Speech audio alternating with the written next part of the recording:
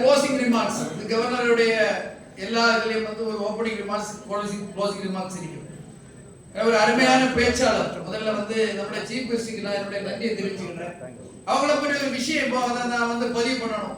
அவங்க இப்போ வந்து பிஹெச்டி பண்ணாங்க. பிஹெச்டி நிறைய பேர் பண்ணிருக்காங்க.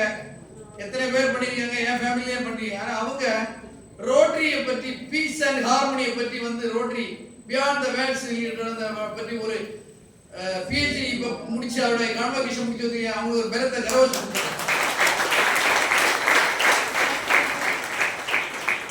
கல்வி கற்பதற்கு வயசு ஒரு தடை இல்லை என்பதற்கு உதாரணம் அவங்க தான். அப்பதான் ஒரு சின்ன கதை ஞாபகம்.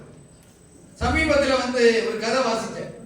கேரளால வந்து ஒரு 4 வருஷத்துக்கு முன்னாடி, 5 வருஷத்துக்கு முன்னாடி வந்து கேரளா வந்து 100% லிட்ரேசி வீட்டில் உள்ள ஒரு விழா கொண்டாடினாங்க.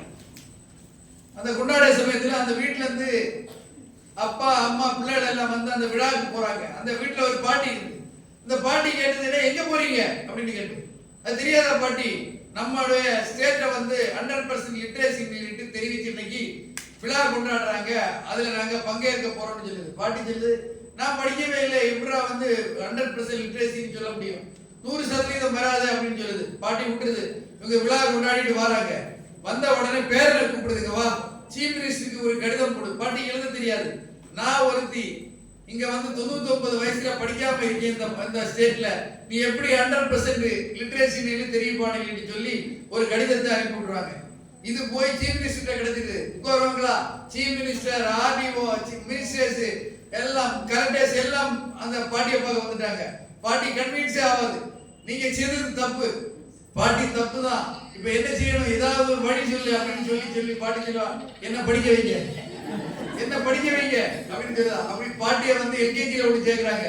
அதெல்லாம் தெரியாது. நான் இப்ப வந்து நான் இந்த பிரபலன்ஸுக்காக மேடையில் ஏதாவது பேச வேண்டும் என்று நான் போகும்போது வந்து சமீபத்தில் பாட்டி கொடுத்த ஒரு பேட்டியை பார்த்தேன். அப்ப அந்த பாட்டியோட கதை படிச்சேன். அந்த பாட்டியோட பேர் வந்து ஓமன குட்டி, எறணாகுளத்தை சேர்ந்தாங்க.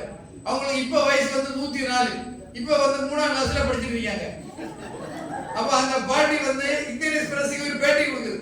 அந்த பேட்டியில கேட்காங்க, இந்தியன் எக்ஸ்பிரஸ்ல அந்த பாட்டியே வாலண்டியர் சொல்லுது, என்னவோ இங்கிலீஷ்ல என்ன பெரிய ஒரு லாங்குவேஜ் சொன்னாங்க, படிச்ச பேர்ல தெரியுது, ஒண்ணுமே கிடையாது அப்படின்னு ஒரு பேட்டி கொடுக்குறீங்க.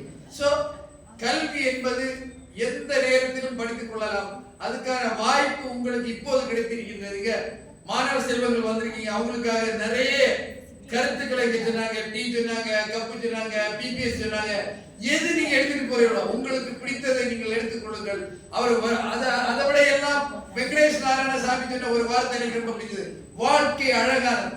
நான் ஒரு விஷயத்துல, நான் இந்த டிஸ்ட்ரிக்ட் கவர்னராக இருந்த சமயத்தில் என்னுடைய பர்சனல் அக்கவுண்ட்ல இருந்த மணி வந்து 3.75 crores. நான் இப்ப இருந்து தட்டி பார்த்தேன், வெறும் 4,61,000 தான் கிடக்கு. என்னுடைய மனம் எங்கேயும் தளர்ந்து போகவில்லை. ஏனென்றால் அடுத்த மாதம் இருந்து என்னுடைய பணி தொடங்கப்படும். பணம் சம்பாதிப்பாக ஒரு வருடம் நான் வந்து சேவைக்காக ஒதுக்கி வைத்து பிறந்தேன். இதுதான் நம்முடைய பிளான் கரெக்டா இருந்தா அதெல்லாம் வந்து ஒரு விஷயமே கிடையாது. மனதை எங்கேயும் தளர விடக்கூடாது. அதுக்கு தான் விவேகானந்தனுடைய வரியை சொல்லி நான் என்ன கொடுத்தேன். Vivekananda, you are born to be great, you are born to be great. உன்னுடைய பிறப்பே சிறப்பானது. அவர் இரண்டாவது சொல்லலாம், all the power within you, எல்லா சிறப்பும் உன்னிடத்திலே இருக்கின்றது. மூணாவது சொல்லதான் மிக அருமையானது, எல்லாருக்கும் எழுதி வச்சிடுங்க, you believe it. நீ நம்பணும். முதல்ல உன்கிட்ட இருக்க விஷயத்தை நீ நம்பணும். விவேகானந்தா, உன்னுடைய பிறப்பு சிறப்பானது, எல்லா திறமைகளும் முன்னிடத்திலே இருக்கின்றது. அது ஏதாவது பிரச்சனை என்ன தெரியுமா, நமக்கு எல்லாம் இருக்கின்றது, நமக்கு தான் நம்பிக்கை இல்லை. நம்பிக்கையை வளர்த்துறதுக்காக வேண்டியதான் இந்த மாதிரி செமினாரை வந்து ரோட்டரி நடத்த சொல்லலாம். யூத்துக்கு ஒரு நம்பிக்கை ஊட்ட வேண்டும். அந்த நம்பிக்கை இங்க வந்ததா என்று கேட்டால் நிச்சயமாக வந்தது.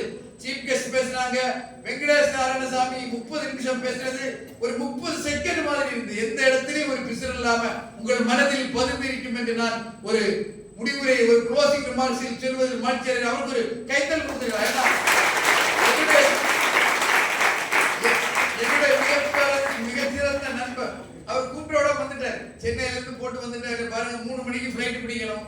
அவர் இன்னும் என்ன நம்பிட்டா இருக்காரு, என்ன எவ்வளவு இந்த அளவு